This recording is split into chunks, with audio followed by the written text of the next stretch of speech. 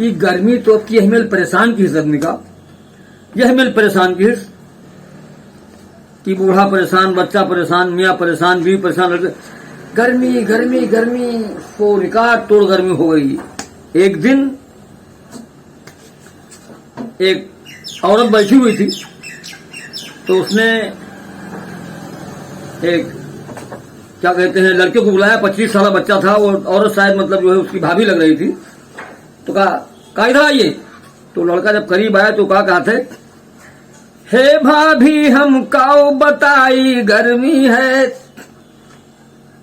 हे भाभी हम काओ बताई गर्मी है, हे भाभी हम काओ बताई गर्मी है, तुमसे कैसन प्यार निभाई गर्मी है। लड़का कहा था हाथ जोड़कर, हे भाभी हम काऊ बताई गर्मी है, तुमसे कैसन प्यार निभाई गर्मी है, हवा बंद बिजली की कटौती हाय रे बाप, हवा बंद बिजली की कटौती हाय रे बाप, ओफो हवा बंद बिजली की कटौती हाय रे बाप, कूलर पंखा कैसे चलाई गर्मी है,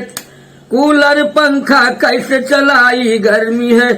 हे भाभी हम काऊ बताई गर्मी है,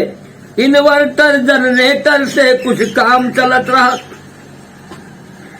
इन्वर्टर जनरेटर से